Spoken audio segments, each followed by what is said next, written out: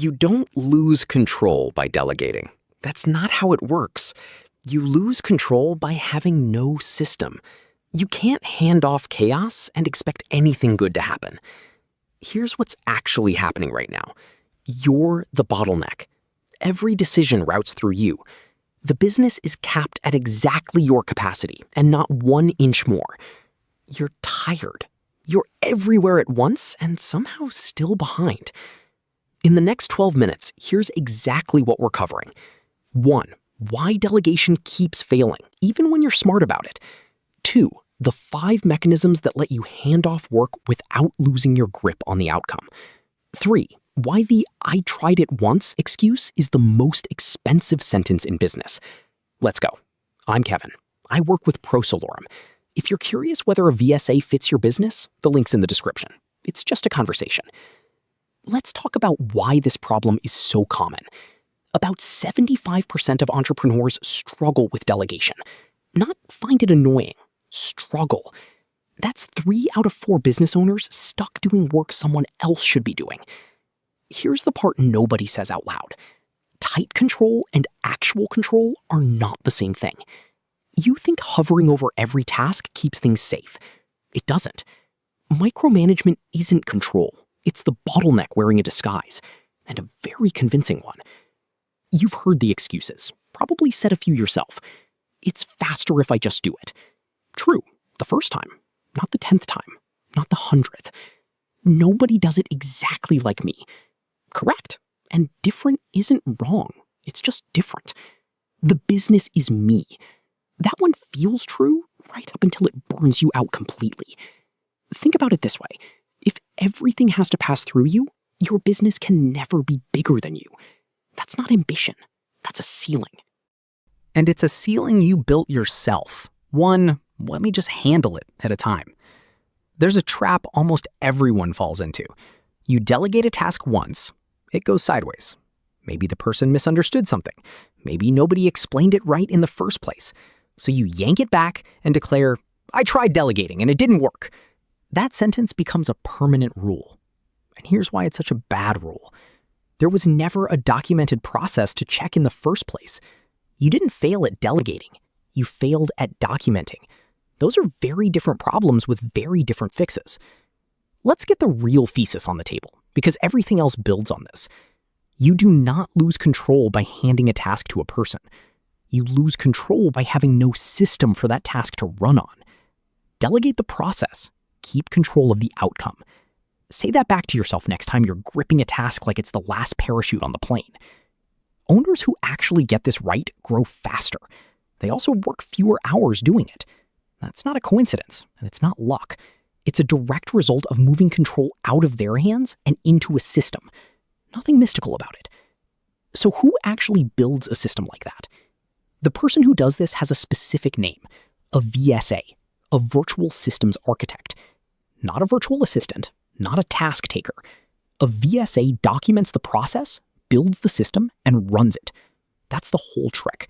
Control doesn't live in you doing the task. It lives in the documented system. And they build that system while doing the work. Keep that picture in your head. We're about to walk through 5 mechanisms.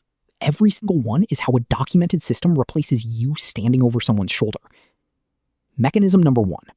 Document the process first. Before you hand off a single task, write down the trigger, the steps, and what done right looks like. That's it. That's the whole move. The standard operating procedure isn't paperwork. It's your control lever. It's your proxy when you're not in the room. Once it's written, the task runs whether you're standing there or not. That's not losing control. That's control with better range. Here's the DIY version, and it's real, so let's be honest about it. You open a document, maybe a shared folder. Start writing down how you actually do the task, step by step, including the judgment calls. Screen recordings help. Screenshots help more. Give yourself a real weekend to get the first 5 processes down properly. Then budget an hour a week forever, because processes drift the moment your business changes, and it will keep changing. The honest friction point? You're bad at explaining things you do on autopilot. You'll leave out steps you didn't know you were taking. That is doable. The question is whether you want to be the one running it every week. Real quick, before Mechanism 2, if what we've been talking about sounds like your situation, there's a link in the description to book a free call with my team. No pitch. We just talk about your business, what's not working, and whether a VSA is actually the right fit. If it's not, we'll tell you that too. All right, mechanism number 2. Define the outcome and decision rights. Most owners try to control every keystroke. That's exhausting, and it doesn't scale past you.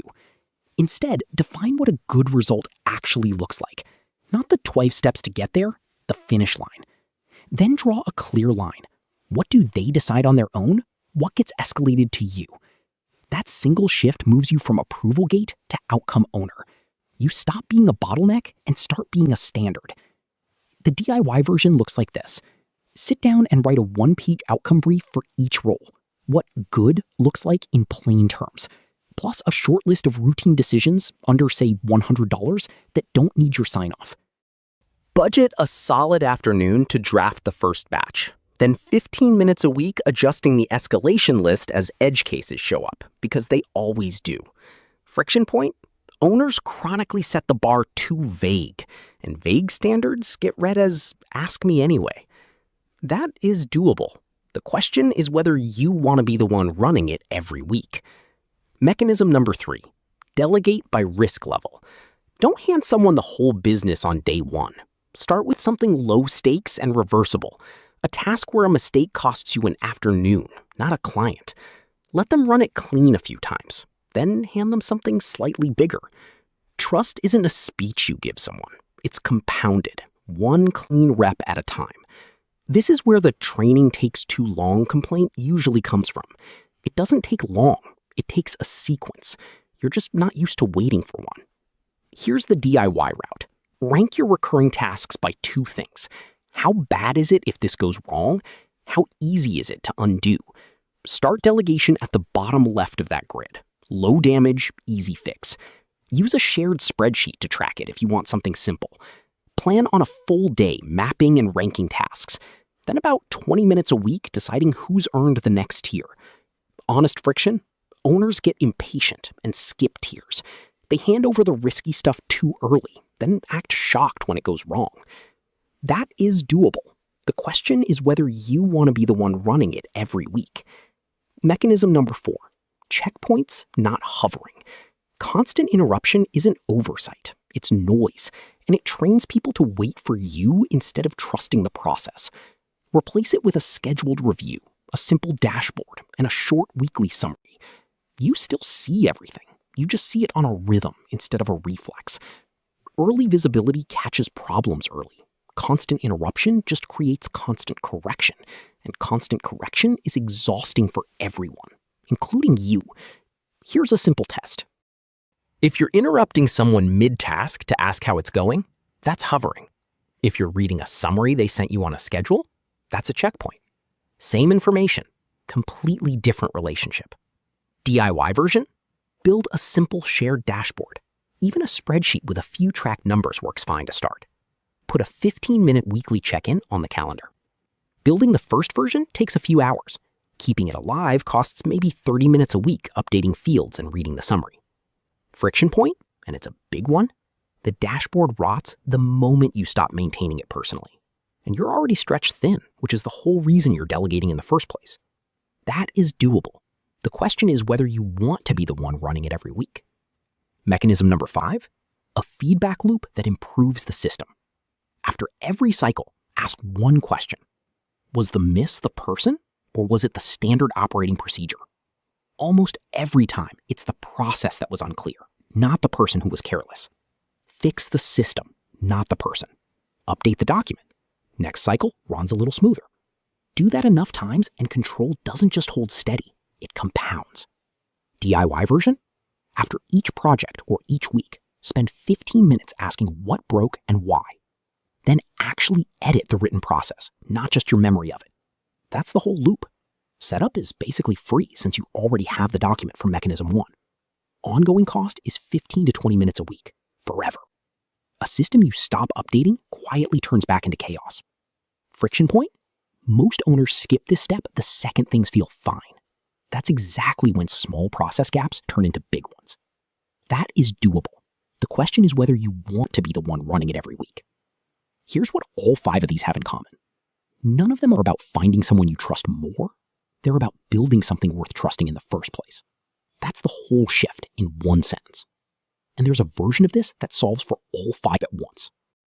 It's built into how the role works from day one. A VSA documents your process while they're doing the work. The system gets written down as a byproduct of getting things done, not as a separate project you have to find time for. You still keep control of the outcome through the same reporting and checkpoints we just walked through. And they're pre-vetted hard. 6-tier hiring. Roughly 3 out of 100 applicants make it through. You're not gambling your business on a stranger's first attempt. Here's the part owners don't expect.